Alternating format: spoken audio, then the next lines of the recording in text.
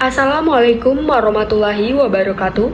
Salam, Om Swastiastu, Namo Buddhaya, Salam Kebajikan.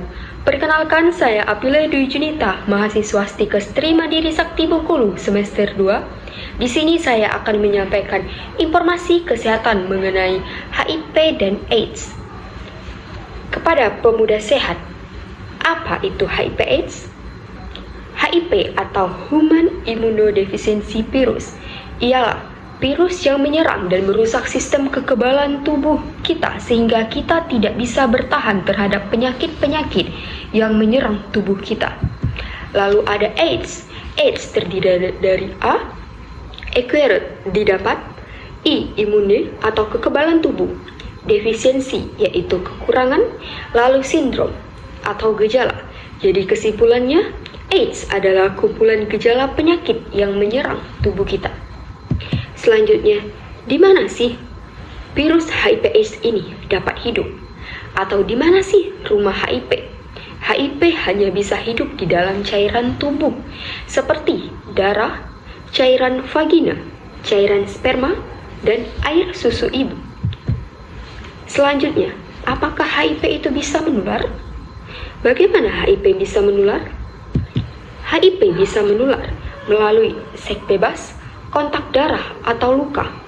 Jadi, maksudnya adalah apabila kamu berkontak langsung dengan seseorang yang sedang luka, jika dia mengenai tubuh kamu, apabila orang yang terluka tersebut positif HIV, maka otomatis dia bisa menularkan virus tersebut terhadap kamu.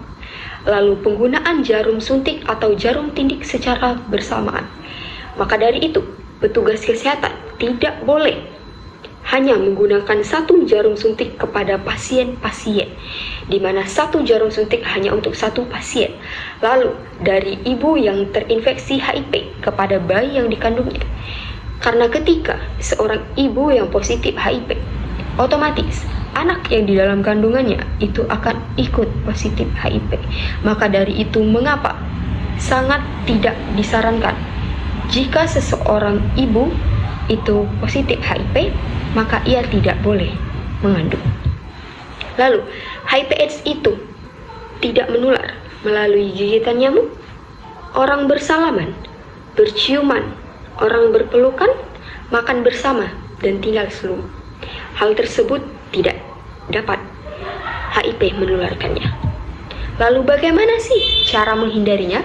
Jadi kita bisa menghindarinya dengan hindari hubungan seks bebas, gunakan kondom bila berhubungan seksual, lalu hindari penggunaan jarum suntik atau jarum tindik secara bergantian. Selanjutnya, bagaimana sih cara kita mengetahui virus HIV/AIDS ini telah menyerang tubuh kita? Begini, sampai 3 atau 6 bulan setelah masuknya virus HIV, belum tentu virus itu bisa ditemukan dalam tubuh kita, karena virus ini tersembunyi. Oh, virus ini cerdik dan pintar ya. Atau hal ini disebut juga dengan masa jendela. Setelah 6 bulan, biasanya virus mulai dapat ditemukan atau dilihat jikalau orang tersebut menjalani tes darah. Ia masih bisa hidup normal dan melakukan semua kegiatan seperti biasa, atau dalam kurun waktu 10 tahun. Apa sih gejala dari HIV ini? Ada gejala utamanya.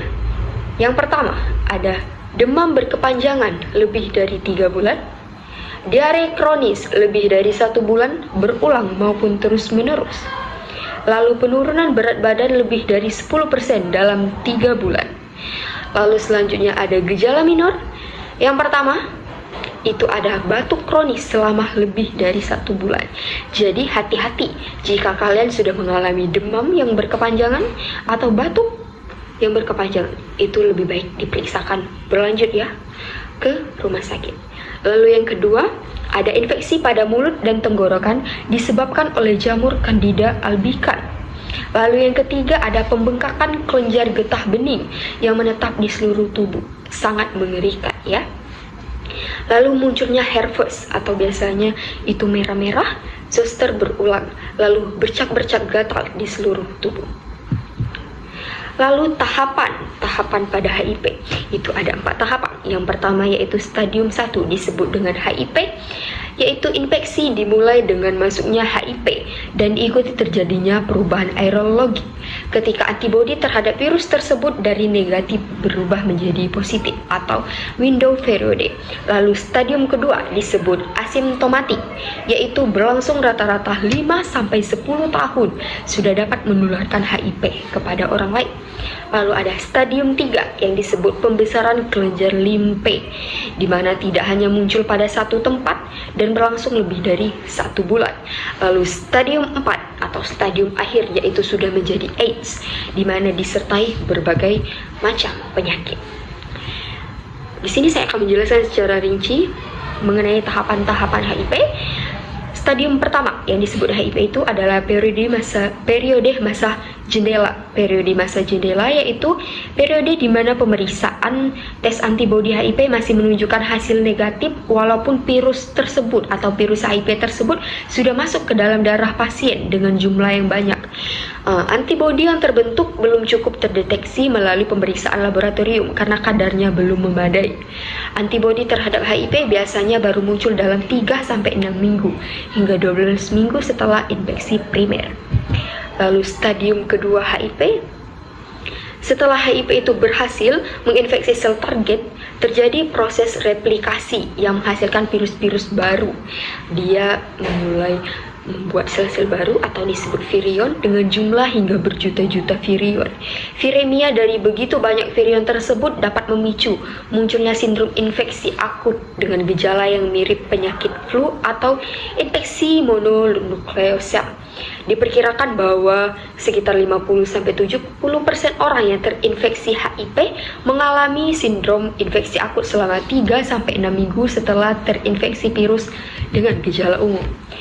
Lalu pada saat memasuki fase stadium 3 HIP, pembentukan respon imun spesifik HIP dan terperangkapnya virus dalam sel dendritik folikuler atau SDF di pusat germinakum kelenjar limpa dapat menyebabkan virion dapat dikenali, gejalanya hilang dan mulai memasuki fase laten.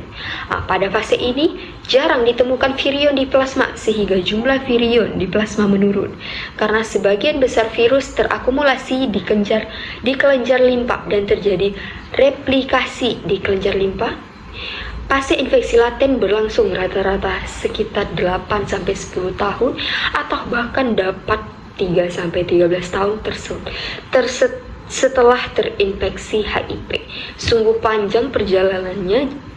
Kita mengetahui betapa besarnya penyebaran virus HIP ini. Lalu stadium terakhir yaitu stadium 4, di mana respon imun tidak mampu meredam jumlah virion atau jumlah virus perjalanan penyakit kemudian semakin progresif yang mendorong ke arah AIDS. Infeksi sekunder yang sering menyertai diantaranya adalah pneumonia yang disebabkan oleh pneumatik karini, tuberkulosis atau TBC, sepsis, toxoplasmosis, encephalitis, diare akibat cryptisporidiasis, infeksi virus encephalitis, infeksi virus sitomegalo, infeksi virus herpes, candidias esophagus, candidias trachea, candidias bronchus atau paru-paru. Lalu di sini ada kutipan diambil dari kata-kata seseorang yang menderita HIV/AIDS. Di sini disampaikan oleh beliau, saya ikhlas menerima ini, tapi saya berdoa kepada Tuhan untuk mendapat bimbingan menjalani ini semua. Ibarat kata ular sudah masuk rumah, yang terpenting bukan dari mana ular itu datang, tapi bagaimana ular itu pergi dan tidak kembali lagi. Lalu, bagaimana sih hubungan virus HIV/AIDS ini dengan pandangan-pandangan atau hubungannya dengan material lain? Di sini akan saya bahas. Yang pertama, bagaimana sih HIV/AIDS ini menurut pandangan agama? Di sini dijelaskan penyakit HIV/AIDS di mana sekitar 80-90% dari penyebabnya adalah berzina. Karena salah satu penyebab penularan HIV tadi adalah seks bebas. Maka sebenarnya dalam agama mungkin bisa dikatakan bahwa virus HIV/AIDS atau penderita HIV/AIDS itu adalah virus atau penyakit kutukan. di mana merupakan penyakit yang sangat berbahaya, khususnya bagi orang-orang yang tidak memiliki akhlak terpuji.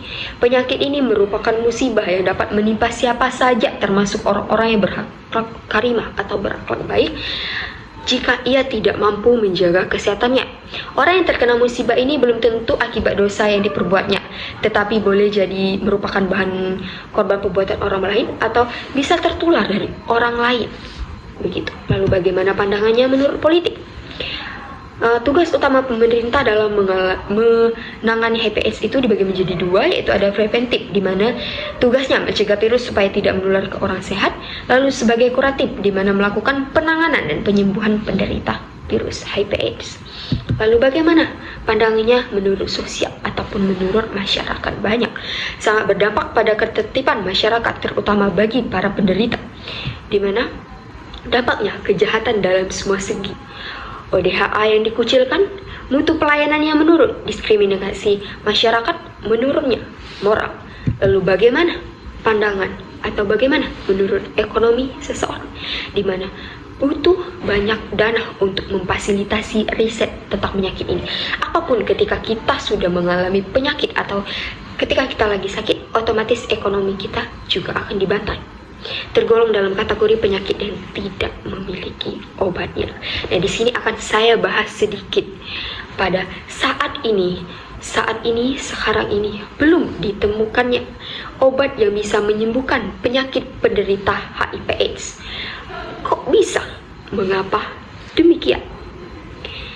Jadi di sini bisa kita simpulkan, dulu kita pernah mengalami pandemi corona, di mana para ilmuwan itu mampu membuat virus di mana yaitu kita bisa menyembuhkan wabah tersebut. Tapi bagaimana dengan penderita atau bagaimana dengan virus HIV/AIDS? Sampai sekarang belum ditemukan obat yang bisa menyembuhkan penderitanya. Tetapi para ilmuwan itu sudah bisa memberikan atau sudah bisa menemukan cara untuk mengurangi atau menghambat perkembangan virus tersebut. Segimana sih hebatnya virus HIV/AIDS ini? Di sini akan saya bahas sedikit mengenai bagaimana sih virus HIV/AIDS itu. Virus HIV/AIDS itu adalah virus mungkin yang paling bijak, yang paling cerdik, yang paling pintar, atau bahkan virus HIV/AIDS ini adalah virus yang paling langka, di mana virus HIV/AIDS ini adalah virus yang unik. Kita itu mempunyai imun tubuh sebagai perlawanan kita terhadap virus-virus yang masuk. Tetapi beda dengan virus HIV/AIDS. Virus HIV/AIDS itu bisa atau memiliki kunci yang pas untuk memasuki tubuh kita. Imun tubuh kita itu terdiri dari banyak, otomatis kita bisa ibaratkan dengan pasukan tentara di mana ia memiliki komandan. Nah, virus HIV/AIDS ini mampu menyerang komandan pasukan tentara sel imun tubuh kita. Otomatis apabila komandan kita sudah terkalahkan, imun-imun kita, imun-imun tentara yang lainnya otomatis juga melemah, sehingga juga bisa diserang oleh HIV/AIDS. Lalu ketika HIV/AIDS ini sudah berhasil masuk ke dalam tubuh kita dan sudah menyerang imun-imun tubuh kita, otomatis tubuh kita akan melemah. Tubuh kita akan lebih sering terserang penyakit. Oleh karena itu, kenapa apabila virus HIV/AIDS itu sudah memasuki tubuh kita, gejalanya tadi sudah disebutkan, bisa jadi kita demam atau penyakit kita berlangsung dengan lama, suhu mengerikan. Lalu apabila saking uniknya dan saking cerdiknya virus HIV/AIDS ini, ketika dia sudah di dalam tubuh kita, ia mampu untuk beranak pinak, di mana ia bisa mampu membelah diri. Jadi semakin banyak virus, semakin banyak juga hal-hal yang rusak di dalam tubuh kita. Apalagi yang banyak masuk ke tubuh kita itu dan banyak berkembang biak di dalam tubuh kita itu adalah virus HIV/AIDS. Sungguh mengerikan. Mengapa sungguh mengerikan? Karena obat yang sudah ditemukan oleh para ilmuwan itu hanya bagaimana caranya menghambat perkembangan, memperbanyaknya virus HIV, tapi bukan menyembuhkannya. Sungguh mengerikan sekali. Apa itu HIV/AIDS? Jadi alangkah baiknya kejadian-kejadian terjadinya positif HIV/AIDS itu biasanya terjadi pada remaja-remaja yang sedang lagi maraknya kasus HIV/AIDS ini adalah banyak diderita atau banyak positif pada remaja-remaja. Jadi kita sebagai pemuda yang mampu dan kita yang masih mampu untuk menyuarakan berbagi informasi bagaimana cara kita beredukasi dalam kesehatan untuk menjaga kesehatan kita terus, untuk menghentikan perkembangan HIV/AIDS ini dengan cara bagaimana caranya kita menghindari hal-hal yang dapat menjerumuskan kita ke virus tersebut. Alangkah baiknya selalu kita menjaga kesehatan kita dengan berolahraga, hindari hal-hal yang tidak baik yang sudah disampaikan apa saja yang dapat menyebabkan menularnya HIV/AIDS tadi. Jaga pola makan, istirahat yang cukup. Lalu, kita juga harus berolahraga yang rutin. Baiklah, itu saja yang dapat saya sampaikan sebagai mahasiswa Stikes Terima Diri Sakti Bengkulu semester 2. Apabila ada salah informasi atau salah kata yang saya sampaikan, saya mohon maaf. Semoga bermanfaat bagi kita semua. Wassalamualaikum warahmatullahi wabarakatuh.